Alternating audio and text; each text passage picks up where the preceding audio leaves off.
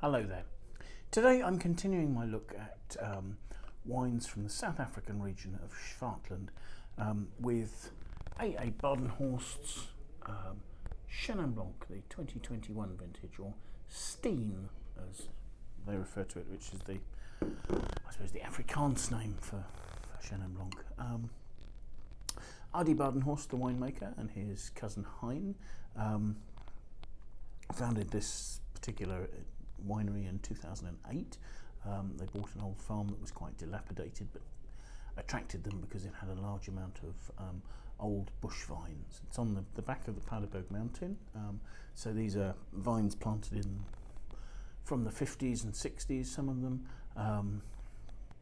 and planted on free draining, poor quality granite soils that ensure the vine struggles to produce high yields, so ensuring low yields.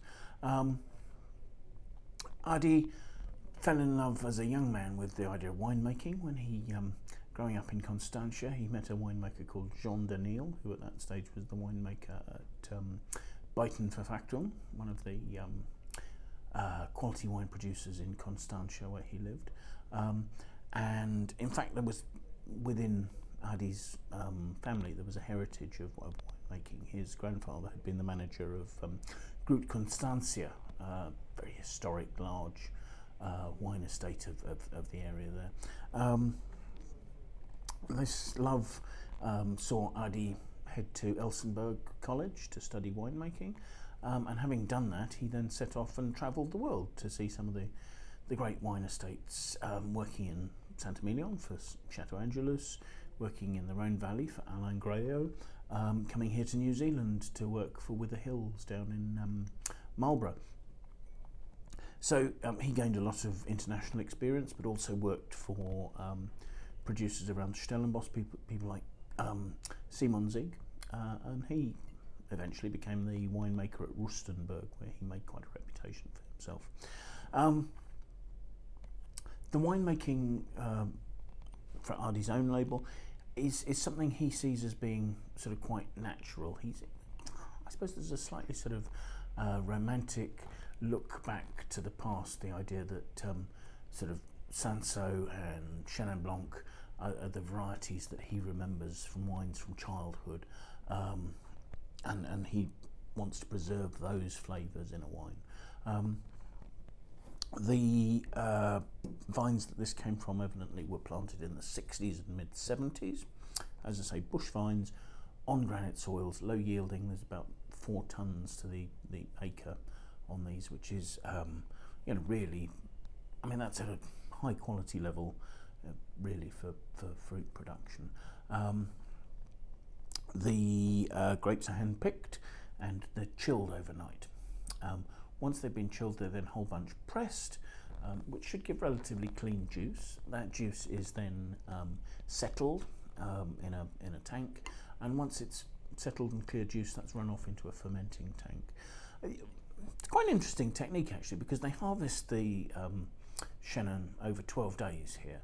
So each day they'll go through this process of chilling, whole bunch pressing, settling, and once the juice has been settled and it's clear, it goes into the fermentation, and each day they add more juice to the fermentation, so that that extends fermentation out for till about 20 days, but means that all the elements are very harmoniously married by the time they finish. They do keep back about sort of 20-25% of the wine, which ferments in old oak casks and foudre, sort of the oval barrels, but that's not to give any particular flavour to the wine, because they're old oak, they're neutral oak.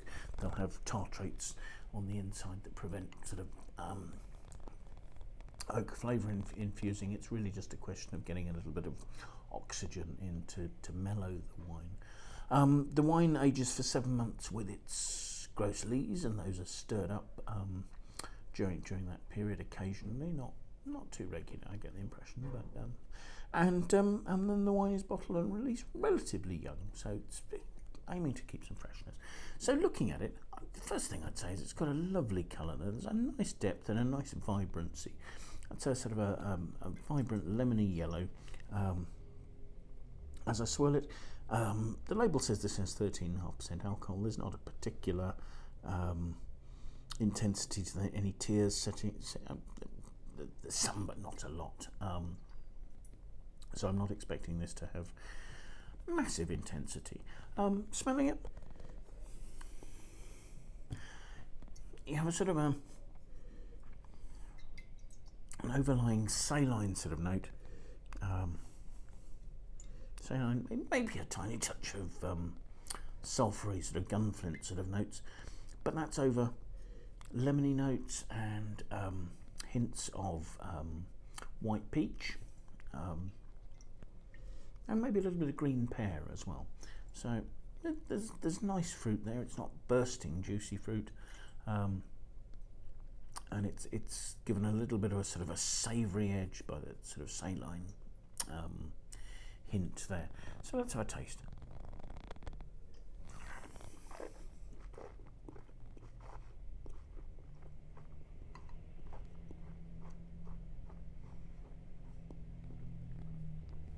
On the palate, the wine is dry, but there's a rich honeyed touch to the fruit at first, and then as it sort of resolves on my tongue, you're getting that green pear, the delicate white peach notes.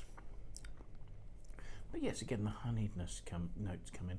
The freshness of this, it doesn't seem particularly sharp, but there's a little bit of a sort of a tart edge to it. The alcohol isn't impinging on the flavours.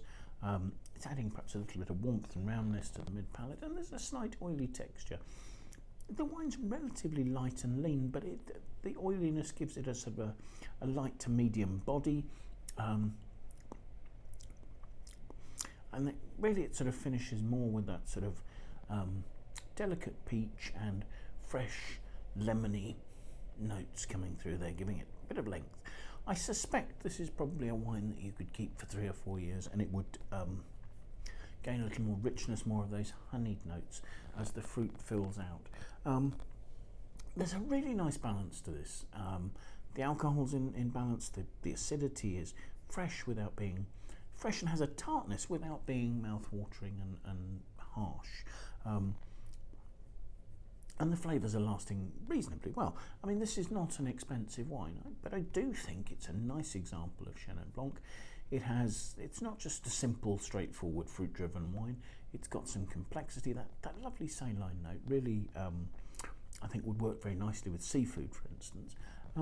So yes, that is Badenhorst's Secateurs Chenin Blanc from 2021. Thank you very much for joining us.